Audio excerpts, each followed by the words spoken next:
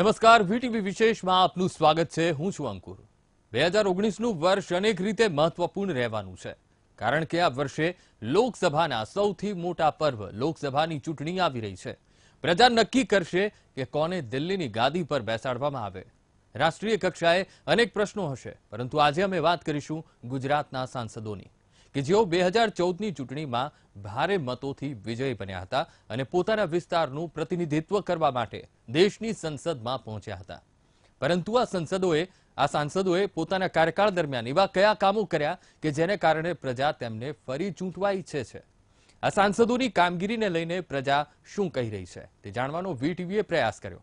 અમે આપને જણાવી દઈએ કે અમે સમગ્ર ગુજરાતના સાંસદોની કામગીરીથી તમને વાકેફ કરાવીશું, જેમાં આજે અમે જૂનાગઢ, સુરેન્દ્રનગર, બનાસકાંઠા અને વલસાડની વાત કરીશું। આ ચારેય લોકસભા બેઠકની વિસ્તૃત માહિતી આપશું। સાથે એ પણ જણાવીશું કે વર્તમાન સાંસદોને ફરી ટિકિટ મળશે કે નહીં, જો નહીં મળે તો કોણ એવા મૂર્તિયા છે જે મેદાનમાં છે। તો શરૂ કરીએ આજનો વિશેષ કાર્યક્રમ, દિલ્હી ગયા શું લાવ્યા।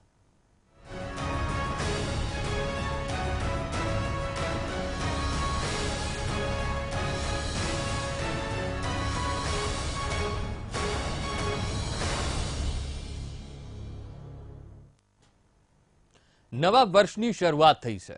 આ વર્ષ અનેક રીતે મહત્વનું છે। આ વર્ષે લોકસભા ચૂંટણી યોજાવાની છે, ત્યારે ગુજરાત ભાજપ પણ એક્ટિવ થઈ ગયું છે અને ઉમેદવારની શોધખોળ ચાલુ કરી દીધી છે। 2014માં તો મોદી આંધીને કારણે તમામ બેઠકો ભાજપે જીતી લીધી હતી, પરંતુ આ વખતે મોદી આંધી સર્જાશે કે નહીં તેના પર સવાલ છે। આ વખતે ભાજપ તેના વર્તમાન સાંસદોની ટિકિટ કાપી પણ શકે છે। ત્યારે વીટીવીએ વલસાડ લોકસભા મત વિસ્તારની મુલાકાત લીધી અને તેનો સંપૂર્ણ તાગ મેળવ્યો। ત્યારે શું સામે આવ્યું તે તમે ખુદ જુઓ।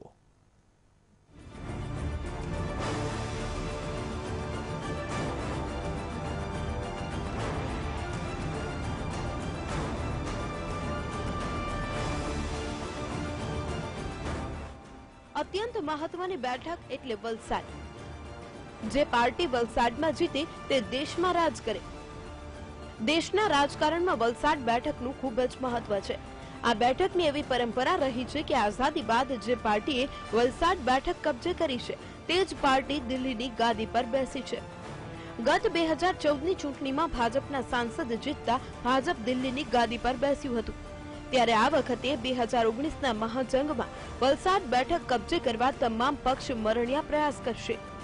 2014ની ચૂંટણીમાં ભાજપના ડોક્ટર કેસી પટેલે કોંગ્રેસના 2 ટર્મથી સાંસદ કિશન પટેલને માત આપી હતી। કેસી પટેલની છેલ્લા 5 વર્ષની કામગીરીને જોતા જો લોકોના શબ્દોમાં વર્ણવીએ તો લોકો કહી રહ્યા છે કે તેમની કામગીરી એકંદરે નબળી રહી છે। સાંસદ પોતાના વિસ્તારમાં ક્યારેક જ દેખાતે છે। કેસી પટેલને અમે ઓળખતા જ નથી અને એ અહીંયા કોણ છે ને અહીંયા એ લોકોએ દર્શન જ નથી કર્યા, તો હવે અમે એના માટે શું અભિપ્રાય આપીએ તમને? આટલી બધી હોનારત થવા છતાં અહીંયા કેમ છો પૂછવા નથી આવ્યું કોઈ। હા, અત્યારે એક રાતના ઝપકી જઈએ તો છે ને ઊંઘ નથી આવતી કે ક્યારે પડે ને અમે દબાઈને મરી જવું। પહેલી વસ્તુ તો અમે એને જાણતા જ નથી કે કેસી પટેલ કરીને છે કોઈ, એ આવ્યા જ નથી ને અમે એને ઓળખતા જ નથી, એનો ચહેરો બી આજ સુધી જોયો નથી। કઈ કઈ સમસ્યાઓથી પીડાવ છો જીઆઈડીસી? આ બધી રોજને રોજ તૂટ્યા કરે છે અમારા હાઉસિંગમાંથી, કઈ ને સ્લેબ પડી જાય છે, એમાં 2 જણ મરી બી ગયા છે, પણ કોઈ વસ્તુની કાર્યવાહી કરવામાં આવતી નથી। વિવાદોના પર્યાય બન્યા સાંસદ કેસી પટેલ। કેસી પટેલ વિકાસ કાર્યોમાં ઓછા અને વિવાદોમાં વધુ રહ્યા છે। પોતાના વિવાદિત નિવેદનથી હંમેશા મીડિયા અને રાજકારણમાં તેઓ છવાયેલા રહ્યા છે। 2017ની વિધાનસભાની ચૂંટણીમાં પણ તેઓએ વિવાદિત નિવેદન આપતા કહ્યું હતું કે આદિવાસી શિક્ષકોને પાઠ ભણાવવાની વાત જાહેર મંચ પરથી કરી હતી, જેના કારણે ઘણો રોષ જોવા મળ્યો હતો અને આ રોષને કારણે ભાજપે કપરાડા બેઠક ગુમાવવાનો વારો આવ્યો હતો। આવા તો અનેક નિવેદનને કારણે કેસી પટેલ સામે લોકોની નારાજગી જોવા મળી છે, તો એવા પણ અનેક આક્ષેપ પટેલ સામે થાય છે કે તેઓએ આપેલા વચનો પૂર્ણ કર્યા નથી। આ સાથે પોતાના વિસ્તારના પ્રશ્નો ક્યારેય સંસદમાં ઉઠાવ્યા નથી। એક સાંસદ તરીકે જે સાંસદમાં અને સંસદમાં જે જિલ્લાનું પ્રતિનિધિત્વ કરવા જોઈએ એવું આજ સુધી 4.5 વર્ષોમાં તો હું કોઈ જગ્યા જોયું નથી એમને। ચાહે ખેડૂતોના પ્રશ્નો હોય, જેમ કે આપણે તમે બધા જ જાણો છો, આપણા વીટીવીના માધ્યમથી કહેવા માંગુ છું કે વલસાડ જિલ્લો એટલે વલસાડી હાફૂસ માટે પ્રખ્યાત ફક્ત ગુજરાતમાં જ નહીં પણ આખા વિશ્વમાં. પણ આજની ડેટમાં તમે જુઓ કે જે ખેડૂતો છે, જે ખેતી કરે છે, પછી એ કેરીની ખેતી કરે, ડાંગરની ખેતી કરે કે કોઈ બી વસ્તુની ખેતી કરે છે. અમારા સાંસદ કેસી પટેલ છે, પણ અમારા જે સુવિધા જોઈએ છે મહિલા માટે, જે સુવિધા કે શિક્ષણ માટે, પાણીની જે સમસ્યા છે, અમને પોલ્યુશન કે પછી જે બધી સમસ્યાઓ છે અમને તેના માટે કોઈ અમને સુવિધા મળતી નથી. કરી હતી વચનોની લાણી, નથી થયો એક પણ વાયદો પૂર્ણ. આ તરફ સરકાર સામે પણ લોકોની ભારોભાર નારાજગી જોવા મળી રહી છે. જિલ્લામાંથી પસાર થતા નેશનલ હાઈવે પર ઓવરબ્રિજ બનાવવાનું વચન હજી પૂર્ણ થયું નથી, તો ખેડૂતોને તેમની ઉપજના યોગ્ય ભાવ નથી મળતા. જિલ્લાની શાન ગણાતી આફૂસ કેરી, શેરડી, ચીકુ સહિતના પાકનું યોગ્ય વળતર ખેડૂતોને નથી મળતું. તેના કારણે ખેડૂતોમાં ક્યાંક ને ક્યાંક રોષ જોવા મળી રહ્યો છે. તો આક્ષેપ એવા પણ છે કે ખેતરની વીજળી પૂરતા પ્રમાણમાં નથી મળી રહી. વલસાડના કાંઠા વિસ્તારમાં થતું દરિયાઈ ધોવાણ અને માછીમારોને મળતી સબસિડીમાં ઘટાડો જેવી સમસ્યાઓ પણ ઉડીને આંખે વળગે તેવી છે. આ સાથે ક્વીન ટ્રેનને વાપી સુધી લંબાવવાના વાયદા દરેક ચૂંટણીમાં આપવામાં આવે છે, પરંતુ આજ દિન સુધી આ ટ્રેન વાપી સુધી લાંબી થઈ શકી નથી. પરપ્રાંતીય લોકોએ વાપી રેલવે સ્ટેશન પર અમુક ટ્રેનના સ્ટોપેજ માંગ્યા છે, પરંતુ તેનું પણ સમાધાન થયું નથી. આ બધી સમસ્યાઓ આગામી લોકસભા ચૂંટણીમાં ભાજપ માટે માથાનો દુખાવો સાબિત થઈ શકે છે. કે આ વલસાડ ક્વીનને જે વાપી સુધી લંબાવી નથી.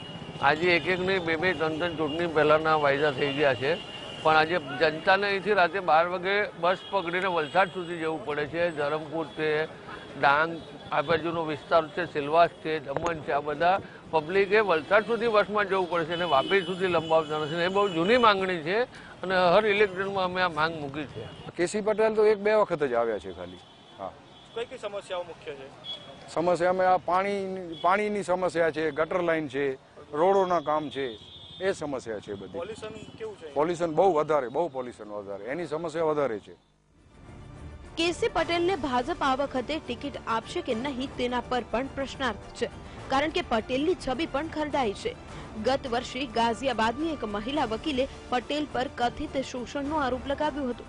જો કે કેસી પટેલ સામે કાયદાકીય રીતે કંઈ સાબિત થઈ શક્યું નથી, પરંતુ સતત વિવાદોને કારણે ચર્ચામાં રહેલા કેસી પટેલની ટિકિટ આ વખતે કપાય તો નવાય નહીં.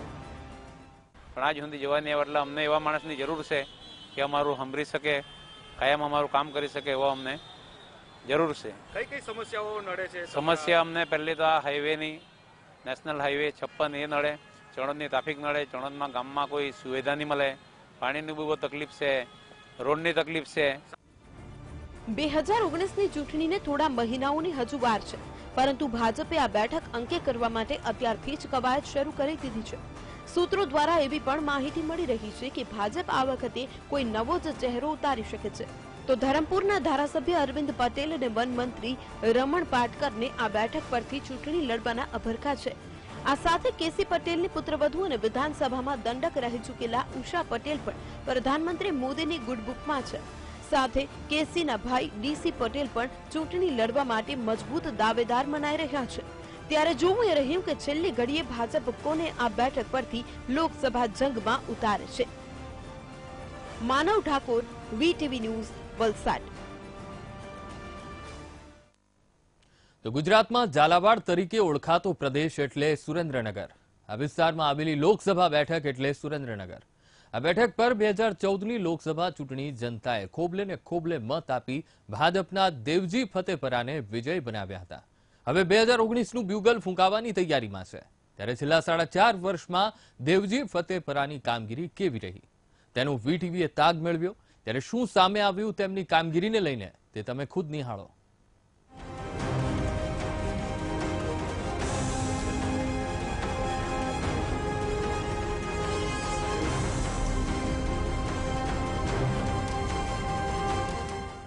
સુરેન્દ્રનગર લોકસભા બેઠકમાં કુલ 7 વિધાનસભા બેઠકનો સમાવેશ થાય છે.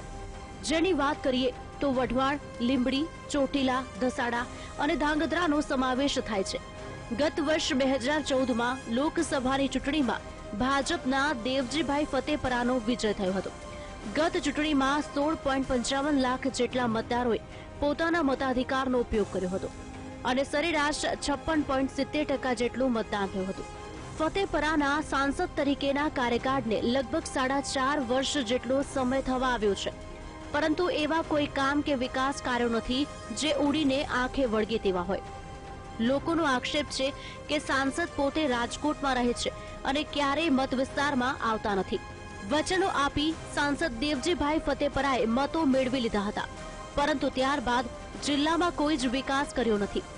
સુરેન્દ્રનગર જિલ્લો પશુપાલન ક્ષેત્રે મોખરાનું સ્થાન ધરાવે છે, પરંતુ સાંસદ દેવજીભાઈ દ્વારા માલધારીઓના વિકાસ કે પશુપાલન ક્ષેત્રે કોઈ જ રજૂઆતો સંસદમાં કરી નથી.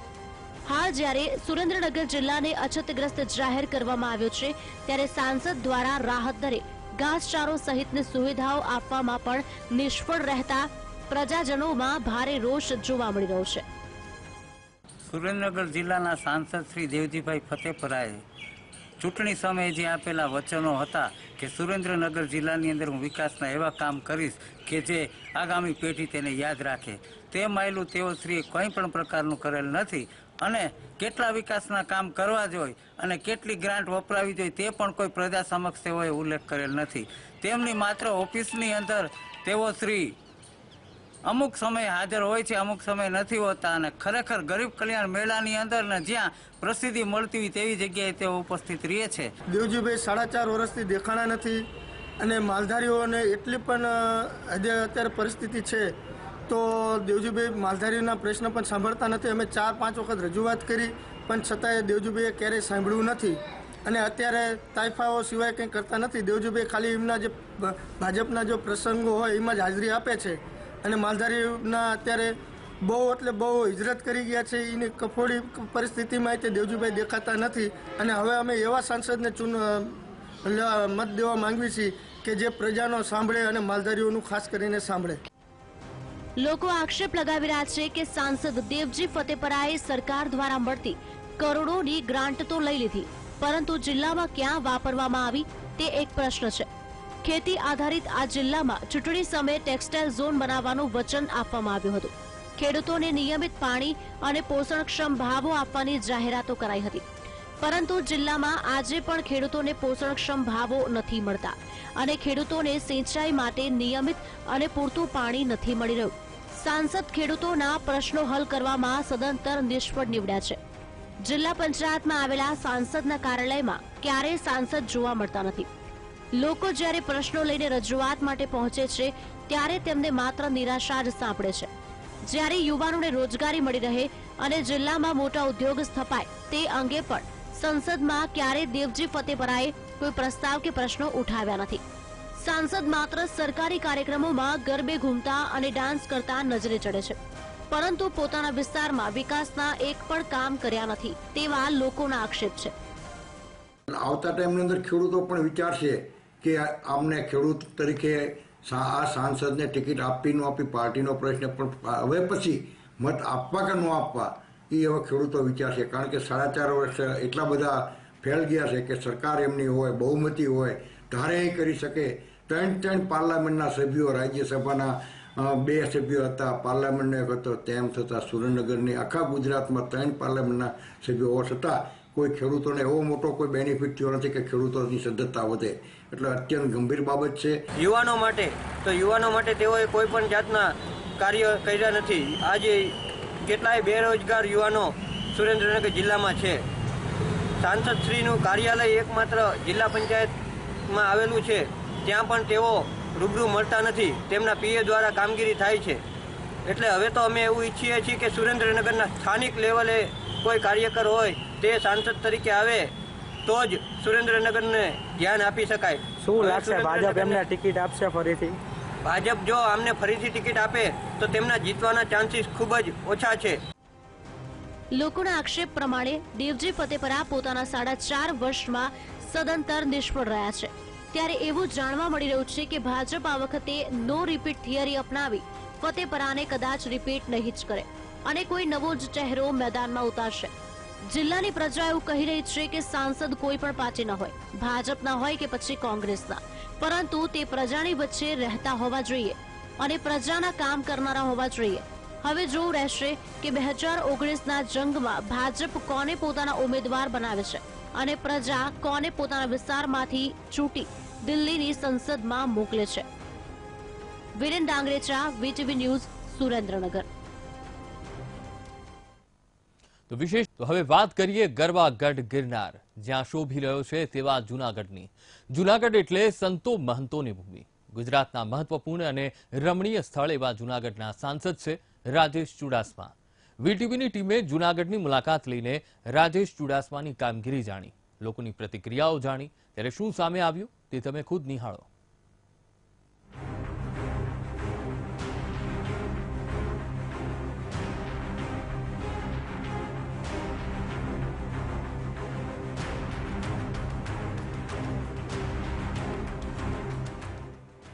વીટીવીએ જાણ્યા જૂનાગઢના હાલ. સંતો, મહંતો અને જ્યાં ગરવા ગિરનાર દાદાને બેસણા છે જૂનાગઢ, જ્યાં એશિયાટિક સિંહ શાન છે એ જૂનાગઢ. આ જૂનાગઢની ધરતી પર 2014ની લોકસભા ચૂંટણીમાં ભાજપના રાજેશ ચુડાસમા ભારે મતોથી વિજયી બન્યા હતા. રાજેશ ચુડાસમા જિલ્લાના માંગરોળના ચોરવાડના રહેવાસી છે. ચુડાસમા પહેલા માંગરોળના ધારાસભ્ય હતા અને બાદમાં ભાજપે તેમને લોકસભાની ટિકિટ આપી સંસદમાં મોકલ્યા હતા. જૂનાગઢ અને ગીર સોમનાથ આ બે જિલ્લા મળી આ લોકસભા બેઠક રચાઈ છે. હવે આ બેઠક પર છેલ્લા 4.5 વર્ષથી સાંસદ એવા રાજેશ ચુડાસમાની કામગીરીને લઈ વીટીવી ટીમે લોકોના પ્રતિભાવો જાણ્યા. સાંસદની કામગીરીને લઈ લોકો શું કહી રહ્યા છે તે તમે ખુદ સાંભળો. રાજેશભાઈની કામગીરી તો હમણાં જ એક તમારી સમજ કહું કે યુવાન લોકો પર ખુશ થઈ જાય કે કોડીનાર તાલુકામાં સોમનાથ એકેડેમી સ્કૂલમાં સ્પોર્ટ્સ સ્કૂલની મંજૂરી પણ રાજેશભાઈ આપી છે. અને જે દરિયાકાંઠે જે જેટી બની છે એ જેટી પણ જે હમણાં જે નવી બની છે માટવડ સાઈડે એની પણ મંજૂરી એની આપેલી છે. અને જુનાગઢ જિલ્લામાં જે રોપવે આવી છે એ રોપવેની મંજૂરી પણ રાજેશભાઈ આપી છે. અને બીજી બાબત એ કહું કે જ્યારે રાજેશભાઈ જ્યારે પ્રથમ વખત ચૂંટાણા ત્યારે એમ કહેવામાં આવ્યું હતું કે ભાઈ રાજેશભાઈ એટલે કે સૌથી નાની ઉંમરનો ઉમેદવાર, અને નાની ઉમેદવારનો ઉમેદવાર હોવાના કારણે એને એમ કહેવામાં આવ્યું કે આપણો દીકરો છે. અને એ નાના દીકરાએ આજે રૈયત એટલે કે મા બાપ કહેવાય, એ મા બાપને નાના દીકરાએ જ સાચવી છે. તો સાંભળ્યું ને આપે, સ્થાનિક લોકો સાંસદની કામગીરીથી ખુશ પણ જોવા મળી રહ્યા છે, પરંતુ ઘણા લોકો એવા પણ છે જે રાજેશ ચુડાસમાની કામગીરીથી નિરાશ પણ છે. નિરાશ લોકોનું કહેવું છે કે રાજેશ ચુડાસમા એ ઘણા એવા કામો છે જે કર્યા નથી અને મત વિસ્તારમાં ઘણા ઓછા દેખાય છે, માત્ર ચૂંટણી સમયે જ દર્શન આપે છે. તો વેપારી જગતમાં ચુડાસમાની કામગીરીથી લોકોને સંતોષ છે. વીટીવીની ટીમે કોડીનાર ચેમ્બર ઓફ કોમર્સના પ્રમુખનો સંપર્ક સાધ્યો. ચેમ્બર ઓફ કોમર્સના પ્રમુખ હરીફ વિઠલાણીએ કહ્યું કે સાંસદ ચુડાસમાની કામગીરી સારી છે અને ફરી ચૂંટવાની હાકલ કરી રહ્યા છે. જો કે જીએસટી અને કોડીનાર રેલવેના પ્રશ્ન હલ થાય તેવી માંગ કરી રહ્યા છે. અહીંયા તો કોઈ દી આવ્યા નથી સંસદને, શું કામ છે સંસદનું અને સંસદે શું કામ કર્યા છે અમને તો અહીંયા કોઈ ખબર જ નથી પડી. એ તો ચૂંટણી ત્યારે આવ્યા હતા 2 વાર, એટલે બધી હું અહીંયા વસ્તુ દીધા એ પણ મને તો ખબર નથી. ને સંસદે અહીંયા કોઈ કામ કર્યું એવું મને કોઈ ખબર જ નથી. સંસદ તો પહેલાં આવ્યા હતા એ ચૂંટણી ટાણે, પછી તો મેં ભેળા જ નથી કોઈ દી કોઈ એવું કોઈ કામ કર્યું એ પણ મને કંઈ ખબર જ નથી ભાઈ. એમની પાસેથી ખાસ કરીને કોડીનારના રેલવે પ્રશ્નની અમારી એક અપેક્ષા હતી અને તે બાબતે અનેક વખત એમને પણ રજૂઆત કરી છે, એમણે સરકારમાં રજૂઆત કરી છે. પરિણામલક્ષી કોઈ કાર્યવાહી થઈ હોય એવું દેખાતું નથી. પણ સાથોસાથ ચોક્કસ કહીશ કે સાંસદની ગ્રાન્ટમાંથી આ વિસ્તારના ઘણા ગ્રામ્ય કક્ષાના રોડથી લઈ અને અનેક કામોમાં રાજેશભાઈએ સક્રિયતાથી ભૂમિકા ભજવી છે. સાંસદની કામગીરીનો મિશ્ર પ્રતિસાદ. વીટીવીની ટીમે જૂનાગઢમાં સાંસદની કામગીરી અંગે જાણેલા લોકોના અભિપ્રાય પરથી એવું લાગ્યું કે રાજેશ ચુડાસમાની કામગીરીથી ક્યાંક ખુશી તો ક્યાંક નિરાશા જોવા મળી, એટલે મિશ્ર પ્રતિસાદ મળ્યો. પરંતુ સરવાળે સારી કહી શકાય તેવી કામગીરી રાજેશ ચુડાસમાની રહી છે. આ તરફ 2017ની વિધાનસભા ચૂંટણીમાં સાંસદ પોતાની પાર્ટીને જોઈએ તેટલી સફળતા અપાવી શક્યા નથી. કેશોદ સિવાયની તમામ બેઠક પર ભાજપે હારનો સામનો કરવો પડ્યો હતો. હવે પાર્ટી ફરી 2019ની ચૂંટણીમાં રાજેશ ચુડાસમાને ઉતારશે કે કેમ તે એક સવાલ છે. પરંતુ જો તેમની ટિકિટ કપાય તો પાર્ટી પૂર્વ સાંસદ દિનુ સોલંકી, રાજસિંહ જોટવા અથવા તો જશા બારડના નામ પર વિચાર કરી શકે છે, કારણ કે આ બેઠક પર કોળી અને પટેલ સમાજનું પ્રભુત્વ છે અને રાજેશ ચુડાસમા અને દિનુ બોઘા બંને કોળી સમાજમાંથી આવે છે. તો જોવું રહ્યું કે પાર્ટી રિપીટ કરે છે કે પછી નો રિપીટની થિયરી અપનાવે છે, તે જોવું રહ્યું. Rohit Barad, VTV news, Gir Somnath. તો વિશેષમાં હાલ સમય થયો છે બ્રેકનો, લઈએ એક બ્રેક. બેક તો લોકસભા ચૂંટણીના ઢોલ વાગવાની તૈયારીમાં છે, ત્યારે વાત કરીએ રાજ્યના સરહદી જિલ્લા એવા બનાસકાંઠાની. આ બેઠક પર વર્તમાન સાંસદ છે હરિભાઈ ચૌધરી. હરિભાઈ કેન્દ્રમાં મંત્રી પણ છે, ત્યારે વીટીવીની ટીમે હરિભાઈની કામગીરીને લઈને તાગ મેળવ્યો. તો હરિભાઈ સામે લાગેલા ₹2 કરોડની લાંચના આક્ષેપ બાદ કેટલાક નવા મૂર્તિયાઓ ગેલમાં આવી ગયા છે. ત્યારે શું કહી રહી છે બનાસકાંઠાની પ્રજા, જાણીએ આ અહેવાલમાં.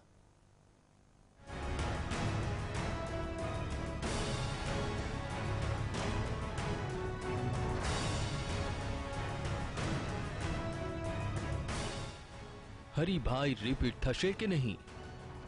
પાલનપુર તાલુકાના જગાણા ગામના વતની અને જિલ્લાની સૌથી વધારે જે કોમ્યુનિટી છે તે સમાજમાંથી આવતા હરિભાઈ ચૌધરી હાલ જિલ્લાના સાંસદ છે અને સાથે સાથે કેન્દ્રમાં કોલસા રાજ્યમંત્રી છે. થોડા સમય પહેલા તેમની પર ₹2 કરોડની લાંચનો આક્ષેપ લાગ્યો હતો, જેના કારણે આ વખતે તેમનું પત્તું કપાય તો નવાય નહીં. બીજી તરફ છેલ્લા 25 વર્ષથી હરિભાઈ પર કોઈ પણ પ્રકારના આક્ષેપ લાગ્યા નથી. સાથે શિક્ષણ ક્ષેત્રે તેઓએ કરેલા વિકાસના કામો અને સરળ, સાલસ અને સહેલાઈથી લોકો તેમની સાથે મુલાકાત કરી શકે છે અને પ્રધાનમંત્રીની નજીક હોવાને કારણે તેમને રિપીટ પણ પાર્ટી કરી શકે છે. એમને 2.5 કરોડનું જે કૌભાંડમાં એમનું નામ આવેલું છે, એમને વિકાસ તો બહુ કર્યા છે, કામ બી કર્યા છે, પણ ખેડૂતોની તકલીફો અને જે આ બધું ચાલે છે હાલ ખેડૂતો વિશેનું, એના કારણે થોડી નહીવત શક્યતા ઓછી લાગે છે. છતાંય ટિકિટ એમને કોઈ દરેક સમાજને જોડે લઈને રાખીને ચાલ્યા છે, એટલે ટિકિટની શક્યતા છે એમને ટિકિટ મળવાની. હરિભાઈ સંસદ સભ્ય તરીકે ખરેખર બનાસકાંઠા માટે અને અમારા થરાદ માટે તો ખૂબ જ સારામાં સારું એમના માટે કામ. જ્યારે યાદ કરીએ ત્યારે પોતે દરેક ગામની અંદર આજુબાજુ દરેક કાર્યક્રમમાં હાજર હોય છે અને દરેક ગામે ગ્રાન્ટો પણ ખૂબ ફાળવે છે. જે માણસ કોઈ પણ કુંભનો હોય, એમને કોઈ કુંભા જ નથી, જે માણસ જાય એમના જોડે જાય તો એમનું કામ પોતે કરે જ છે. બનાસકાંઠામાં અનેક પ્રશ્નોની હારમાળા, નવા મૂર્તિયાઓ પણ છે મેદાનમાં. આ તરફ જિલ્લામાં એક પણ ઔદ્યોગિક એકમ નથી,